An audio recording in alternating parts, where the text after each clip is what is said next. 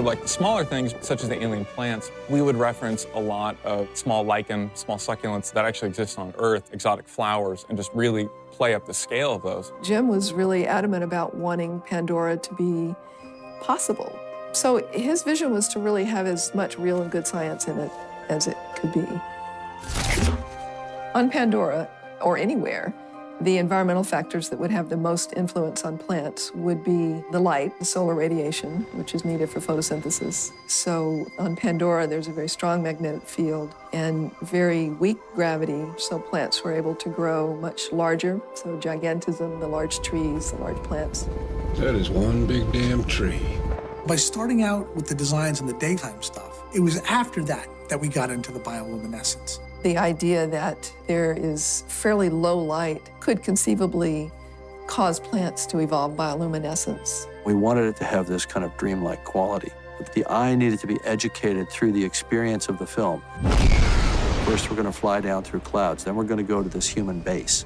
Then we're going to move off that base out into the forest, but we're going to go out there in the daytime, and then we're going to gradually take you into that more and more alien experience of Pandora. And that was by design. We knew we were doing that because we knew that ultimately we were going to wind up in a fully CG rainforest with fully CG characters, and it had to look real. As it's getting dark for the first time in the jungle, Jake lights a torch, and we play the whole scene sort of torch lit so you don't give away the bioluminescence. And there's a moment in the film where Neytiri takes the torch and throws it in a river. It's almost like opening the door to Oz. The torch goes out, and you see the bioluminescence for the first time.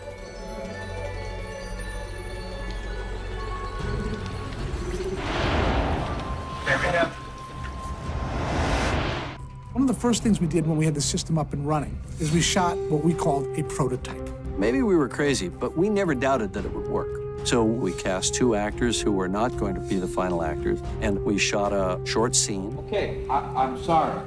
Whatever I did, I'm sorry.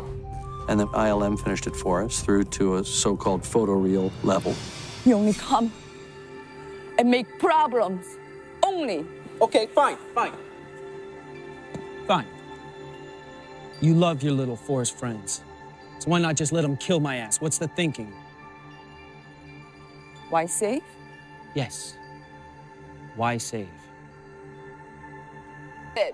Ignorant like child. From that moment, when we saw that little 37-second clip, we knew this would work. It was just a question of how easy it was going to be. Of course, it wasn't easy. How much it was going to cost and how long it was going to take. But we never doubted that it could be done.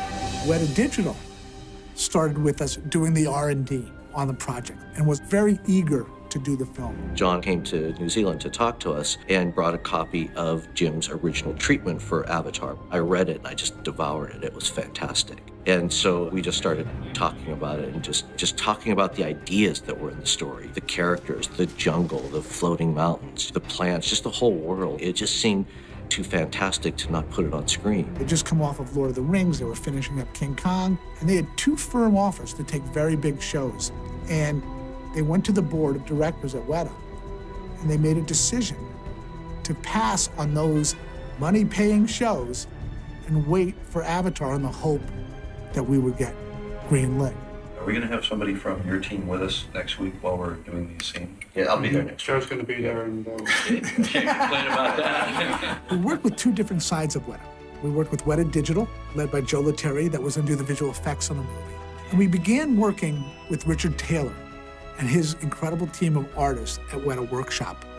One of our trademarks at Weta is that we love to design a historical culture, a believable lineage of culture within a world. I felt that this offered us that opportunity. I would suggest the Na'vi culture is more aligned to a Pacific culture, and what we've done is we've gone and hired weavers that come from the Pacific, and they're able to put that level of culture in.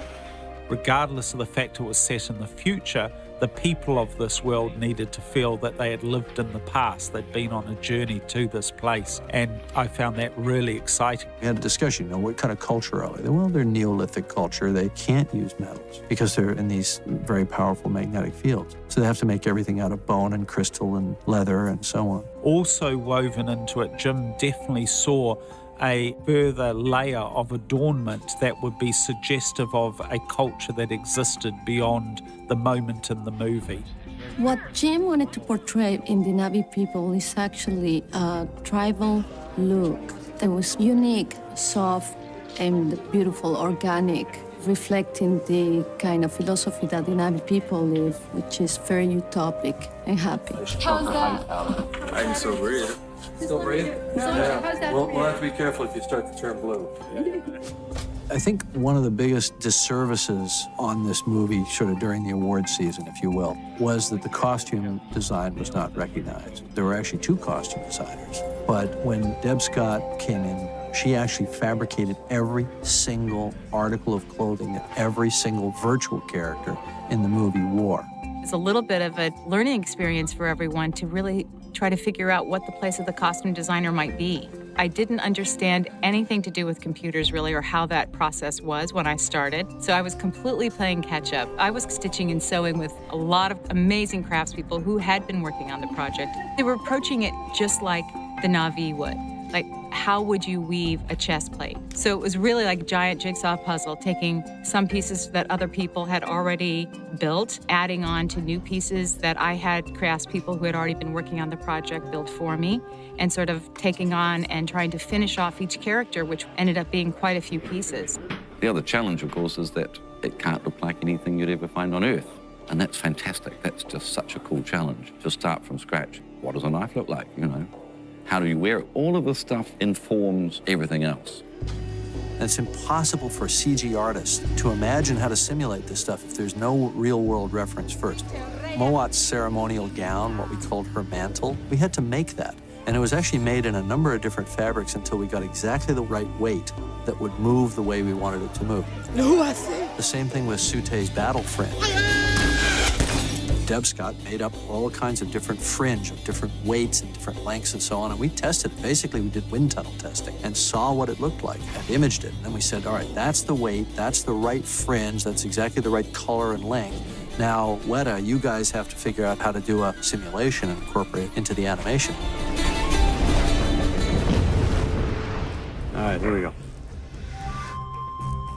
And action. 2 of the biggest challenges of keeping people engaged in the movie while we were going through this process were our 2 stars, Sam Worthington and Zoe Saldana. We spent months and months and months looking at people, and then all of a sudden, Sam came on, and I mean, I remember the moment. So when I first came here, it was just orders, and then something happened. I fell in love with the forest and the people. And with you. And the thing for me about Jake was, in the end, I had to believe that the people would follow him. Well, we would send them a message. That this is our land. I sold everything I owned. All I had was basically a bag of books and a bag of clothes in my $3,000 car. And then I got a phone call to do this audition where they wouldn't tell me anything about the script, wouldn't tell me who the director was. And I'm thinking, well, once again, it's another waste of my time. And then about a week later, I get a phone call going, look, Jim Cameron wants to fly you to LA to audition for him. And I said, well, what the hell for? And they said, that audition you did. I went, oh, here we go. I said, well, I've got to get down off, I was snowboarding at the time. I said, I've got to get down off the mountain first, I could be dead. So, well, especially the way I snowboard. All right, got that? All right, here we go. And because I was coming from having nothing to lose, it actually powered me up to actually kind of not be scared. So when you go into the audition and there's the guy who did Aliens and Titanic, and you go, what do you got, mate? Let's go. I think that's the character right there. I wanted him to be young because I wanted him to be a guy who the promise of his life had been taken away by his injury. And Sam was exactly 30 when I met him, I think maybe even 29. But Sam had all the qualities that I was looking for to play Jake. But he talked like this. He was like Crocodile Dundee. We had to work on the accent a little bit. I ain't gonna show that I'm weak to it, unless you want me to. But he did, as Sam does with all things. He conquered the accent, he conquered the physicality, and we slapped an experimental head rig on his head and said, now, be the star of this movie. He didn't blink, you know, he just did it. A clean kill. You're ready. Zoe had a combination of delicacy and boldness. There was a fierceness about her and an incredible physicality that was essential to being able to do this. It was unusual, the auditioning process. From Margie to John, and after finally meeting Jim, I was that close, but at the same time, I was that far from getting the part. It was just a fun experience. It's your fault. All your fault. Didn't have to die. They attacked me. How am I the bad guy? Your fault. You're like a child making noise, not knowing what to do. The way they painted it out is like we were just gonna have fun, experiment, and see where it might take us. And once they kept it that light, I was able to not feel the pressure of wanting to get this job. Why Sammy? Yeah, why Sammy? You have a strong heart. We decided to do a little informal screen test between Sam Worthington and Zoe Saldana, our two leading choices for the roles. Because the key to this was performance and chemistry. Jake and Neytiri, that relationship had to work with a movie. Wasn't going to work. I've chosen. A woman has to choose me. Got the green light.